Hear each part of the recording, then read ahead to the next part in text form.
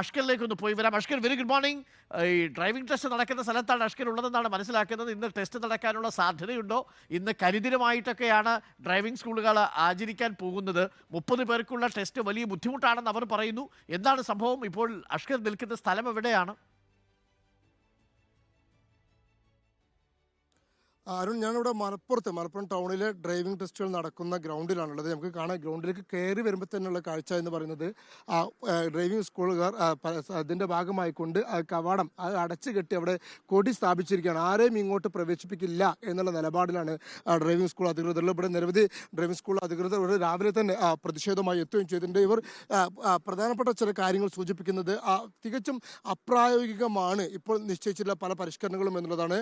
അത് പിൻവലിക്കാതെ ഇല്ലെങ്കിൽ അതിലൊരു തീരുമാനമാവാതെ ഒരിക്കലും ഇത്തരത്തിൽ ടെസ്റ്റുകൾ നടത്താൻ അനുവദിക്കില്ല എന്നുള്ളതാണ്. പ്രത്യേകിച്ച് മലപ്പുറത്തൊരു പ്രത്യേകത എന്ന് പറയുന്നത്, ഈ ഗ്രൗണ്ട് ഈ ഡ്രൈവിംഗ് സ്കൂളുകാർ അവർ വാടകയ്ക്കെടുത്ത് അവർ വാഹനങ്ങൾ കൊണ്ടുവന്നിട്ടായിരുന്നു ഇവിടെ സാധാരണ ഡ്രൈവിംഗ് ടെസ്റ്റ് നടത്താറുള്ളത്. സ്വാഭാവികമായും ഇന്ന് അവർ പ്രതിഷേധത്തിലായതോടെ ഇല്ലെങ്കിൽ അവർ സമരരംഗത്തായതോടെ തന്നെ മോട്ടോർ വെഹിക്കിൾ ഡിപ്പാർട്ട്മെൻറ്റിൻ്റെ വണ്ടി തന്നെ ഇങ്ങോട്ട് വരണ്ട, ഉദ്യോഗസ്ഥരാരും ഇങ്ങോട്ട് വരണ്ട, അപേക്ഷകരും ആരും ഇങ്ങോട്ട് വരണ്ട, ആർക്കും ഇവിടെ പ്രവേശനമില്ല. അതുകൊണ്ട് തന്നെ സ്വാഭാവികമായും ഇന്ന് ഇവിടെ ഒരു ടെസ്റ്റ് നടക്കില്ല എന്നുള്ള കാര്യത്തിൽ ഏകദേശം ഉറപ്പായി കഴിഞ്ഞിരിക്കുന്നു. മാത്രമല്ല, ഈ എത്ര ദിവസത്തോളം ഈ സർക്കുലർ പിൻവലിക്കാതെ തുടർന്നു അത്രത്തോളം കാലം ഈ സമരം തുടരുമെന്നുള്ളതാണ് ഇവർ പറയുന്നത്. നമുക്ക് എന്താണ് ഇപ്പോൾ ഇങ്ങനെ ഒരു സമരവുമായി മുന്നോട്ട് വരാൻ കാരണം? മോട്ടോർ ഗതാഗത വകുപ്പ് 2024 ഫെബ്രുവരി 21 4/2024 എന്ന പേരിലൊരു സർക്കുലർ ഇറക്കിയിട്ടുണ്ട്.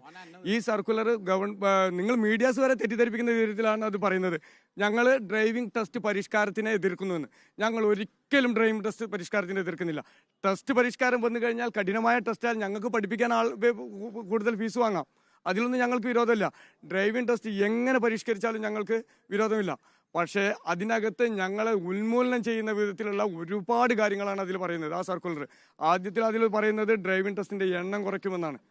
ഫീസ് അടച്ച് അപേക്ഷ കൊടുത്ത് മാസങ്ങളോളം കാത്തു നിൽക്കുന്നവർക്ക് ഒരു പരീക്ഷ എഴുതാനുള്ള അവസരം നിഷേധിക്കുക എന്നുള്ളതാണ് സർക്കാർ ചെയ്യുന്നത്, ഗതാഗത വകുപ്പ് ചെയ്യുന്നത്. 180 പേര് ഇതാ ഈ വിശാലമായ ഗ്രൗണ്ടിൽ, നിങ്ങൾക്കറിയാം 4 ട്രാക്ക് എച്ചിൻ്റെതുണ്ട്, 1 ട്രാക്ക് 8-ൻ്റെതുണ്ട്. ഈ വിശാലമായ ഗ്രൗണ്ടിൽ 3 സെറ്റ് MVIമാരും 3 AMVIമാരും 3 MVIമാരും ഇത്രയും കാലം 180ഓളം പേർക്ക് ടെസ്റ്റ് നടത്തിയിരുന്നു. അതാണ് 30 ചുരുക്കുന്നത്. ഗ്രൗണ്ടിൽ കുറെ പരിഷ്കാരങ്ങൾ വേണമെന്ന് പറഞ്ഞല്ലോ, അതിനൊക്കെ യോജിച്ച രീതിയിലാണ് ഇവിടെ ഗ്രൗണ്ട് ഉള്ളത്. പുതിയ പരിഷ്കാരത്തിന് ഗ്രൗണ്ട് ചെയ്യേണ്ടത് ഞങ്ങളല്ലല്ലോ.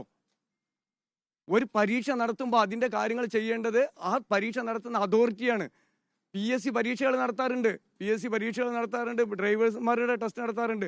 അതിനുള്ള ഗ്രൗണ്ട് കണ്ടെത്തുന്നതും അതിന് ഗ്രൗണ്ടിലേക്ക് വാഹനങ്ങൾ കൊടുക്കുന്നതും PSC പറയുന്ന ഏജൻസികളാണ്. KSRTC നടത്താറുണ്ട്, പോലീസിൻ്റെ വണ്ടി കൊണ്ടുവന്ന് നടത്താറുണ്ട്, ഇങ്ങനെയൊക്കെ ചെയ്യാറുണ്ട്. ഇവിടെ ഡ്രൈവിംഗ് സ്കൂളുകൾ ലൈസൻസ് ഡിപ്പാർട്ട്മെൻറ്റ് കൊടുക്കണമെങ്കിൽ ഡ്രൈവിംഗ് സ്കൂളുകൾ ആണ് വേണ്ടത്, ഗ്രൗണ്ട് തയ്യാറാക്കണം. ഇപ്പോൾ ഈ കാണുന്ന ഗ്രൗണ്ടിൽ മുഴുവൻ 10 ലക്ഷത്തോളം രൂപ മുടക്കിയിട്ടാണ് ഞങ്ങൾ ട്രാക്കുകൾ ഇട്ടത്. 4 H ട്രാക്കും 1 8 ട്രാക്കും ഞങ്ങൾ പറയും. ഇനി പുതിയ പരിഷ്കാരം അനുസരിച്ച് ഇനിയും പുതിയ ട്രാക്ക് ഉണ്ടാക്കണം എന്നാണ് പറയുന്നത്.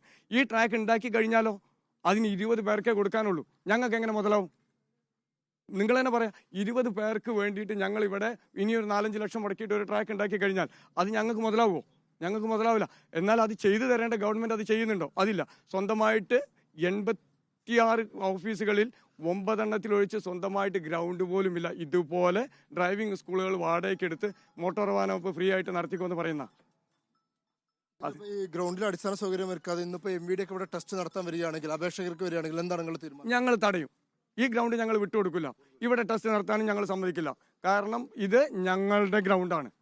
അതിൽ യാതൊരു തർക്കവും ഇല്ല. ഗതാഗത വകുപ്പിന് ഇതിന് മുകളിൽ ഒരു ആക്സസും ഇല്ല.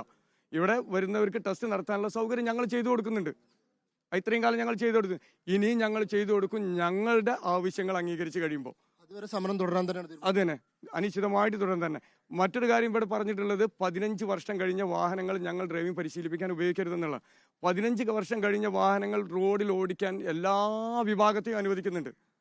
30-35 വർഷം കഴിഞ്ഞ വാഹനങ്ങളാണ് ഈ ചെറിയ കുട്ടികളെയും കൊണ്ട് പോകുന്നത്, സ്കൂൾ ബസ്സുകൾ. അതിന് വിരോധമില്ല. ഇവിടെ പിന്നെ ഓട്ടോറിക്ഷയ്ക്ക് ഡീസൽ ഓട്ടോറിക്ഷ 15 വർഷം കഴിഞ്ഞാൽ പൊളിച്ച് കളയണമെന്ന് പറഞ്ഞുകൊണ്ട് കേന്ദ്ര ഗവൺമെന്റ് നിയമം ഇറക്കി. അതിന് കേരള സർക്കാർ വീണ്ടും 7 വർഷം കൂടി 22 വർഷം വരെ കാലാവധി കൊടുത്തു. പക്ഷെ ഞങ്ങൾ 15 വർഷം കഴിഞ്ഞാൽ ഇത് നിർത്തിവെച്ചോളണം, ലൈസൻസിൽ നിന്ന് ഒഴിവാക്കണം. ഞങ്ങൾക്കൊക്കെ നോട്ടീസ് വന്നിട്ടുണ്ട് സർക്കാർ. അപ്പോൾ ഇതിലൊരു കാര്യം കൂടി, ഇത്തരത്തിൽ അപേക്ഷകർക്ക് ഇന്ന് പല ആളുകൾ റദ്ദ് ചെയ്തുകൊണ്ട് മെസ്സേജ് എത്തി എന്ന് പറയുന്നുണ്ട്. ഇന്ന് അപ്പോൾ എത്ര ആളുകൾക്കാണ് ഇപ്പോൾ നിലവിൽ മെസ്സേജ് പോയിരിക്കുന്നത്? ഇവിടെ 180ഓളം പേർക്ക് മെസ്സേജ് പോയിട്ടുണ്ട് മലപ്പുറത്ത് ഓരോ ദിവസവും. ഈ 180 പേർക്ക് ഞങ്ങൾ 90 ദിവസത്തിനാണ് ഞങ്ങൾ ബുക്കിംഗ്. ഈ 90 ദിവസത്തെ ബുക്കിംഗ് എന്ന് പറയുമ്പോൾ 21/2/2024 ഈ സർക്കുലർ ഇറങ്ങുന്ന സമയത്ത് ഞങ്ങളുടെ ബുക്കിംഗ് 23/5 കഴിഞ്ഞിട്ടുണ്ട്. ഈ 23/5 വരെ 180ഓളം പേർക്ക് ഞങ്ങൾ ബുക്ക് ചെയ്തിട്ടുണ്ട്. അവിടുന്ന് അങ്ങോട്ട് സർക്കാർ ഓരോ സെറ്റ് ഓഫീസർക്ക് 30 വെച്ചിട്ട് എന്ന് പറഞ്ഞിട്ട് ഇവിടെ ഞങ്ങൾക്ക് സ്ലോട്ട് 30 വെച്ചിട്ട് തുറന്നു തന്നു. അപ്പോൾ ഒരു ദിവസം 90 പേർക്ക്.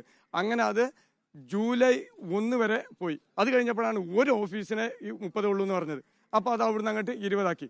ഇപ്പോൾ ഈ മെയിലും ജൂണിലും ബുക്ക് ചെയ്ത മുഴുവൻ ആളുകൾക്കും COVID-19 എന്ന് പറഞ്ഞുകൊണ്ട് ഒരു മെസ്സേജ് അയച്ച് സർക്കാർ സ്ലോട്ട് ക്യാൻസൽ ചെയ്തിരിക്കുകയാണ്.